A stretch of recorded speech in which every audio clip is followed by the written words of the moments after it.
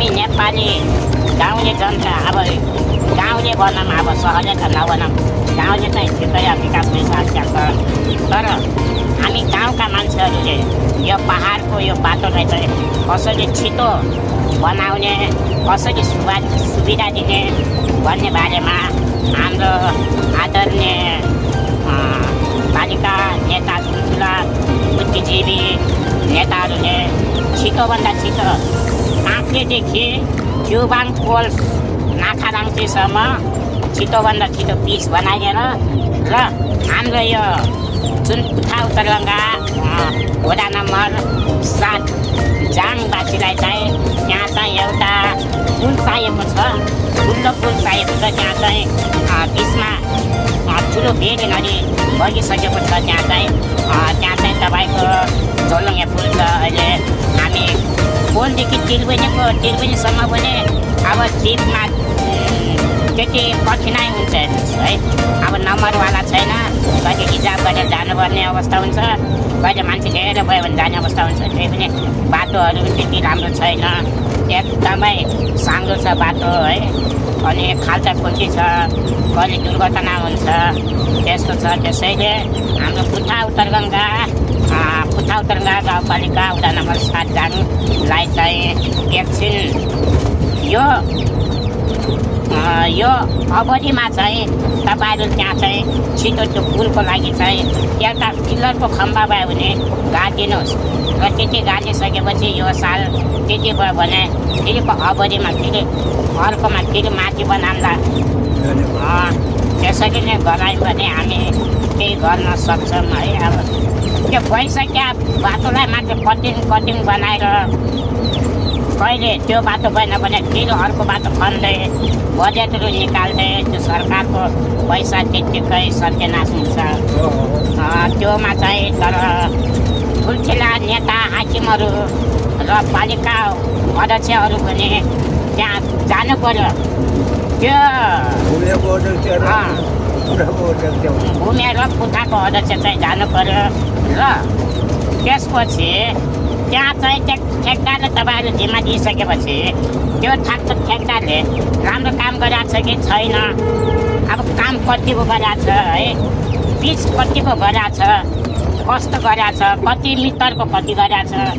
अनि त्यो हेरेर चाहिँ तपाईँहरूले हेर्न जानुपर्छ यदि तपाईँले हेर्न जानु भएन भने त्यो बाटोहरू कहिल्यै थाहा पाउनुहुन्न किनभने त्यो बाटो 4-5 महिनामा बन्ने बाटोले 1 वर्ष लगाउँछन् है त्यही पनि बिचमा ठेक्दाहरू भागिरहेको अवस्था पनि हामीले आँखाले देखिसकेका छौँ यसलाई चाहिँ हामीले छिटोभन्दा छिटो मध्यनजर गरिदिनु होला हाम्रो यस पुथा उत्तरगङ्गा गाउँपालिका पूर्वी रुकुमलाई चाहिँ छिटो हामीलाई विकास गर्नु पर्यो तपाईँहरू खालि बैठक मात्रै बसेर तपाईँहरू बैठक बस्दा चाहिँ आज भोलि काम गर्छु भन्दा त्यो काम निस्किँदैन हेर्नुहोस्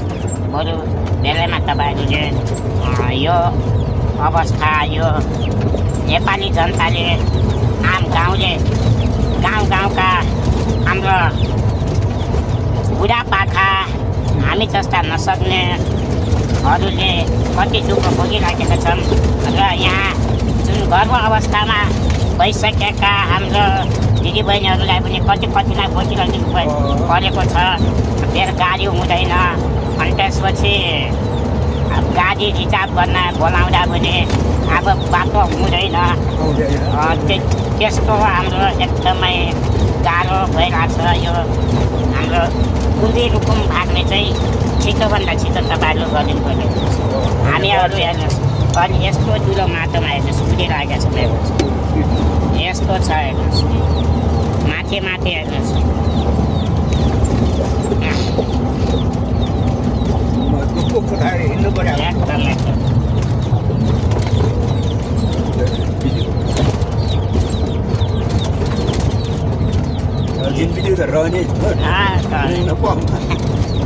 अब हाम्रो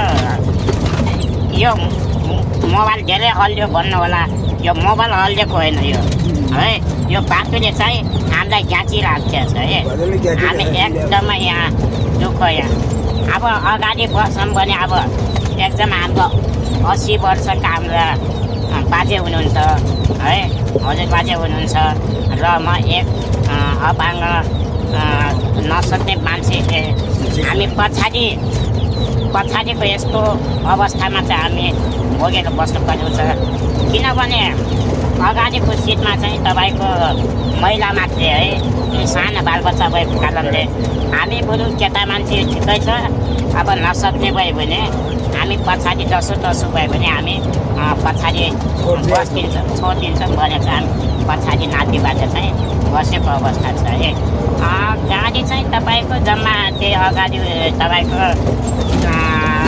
कति 7-8जना मान्छेको मात्रै ठाउँ हुन्छ अगाडि है, अनि पछाडि यो सामान बोक्नुहुन्छ। अनि यसले चाहिँ के पो बोक्छ हेर्नुहोस्। अब यस्तो गाडीले पनि के गर्ने, अब प्रतिस्पर्धा गरेर जित्नुपर्छ। अब यहाँ मान्छेको यातायातको कारणले मान्छेको ज्यानहरू पनि जान्छ। बाटो कस्तो छ, कठिनाइहरू ऊ माथि देख्नु भएको छ नि, ऊ त्यो दूर कताउनुपर्छ, ऊ त्यो दूर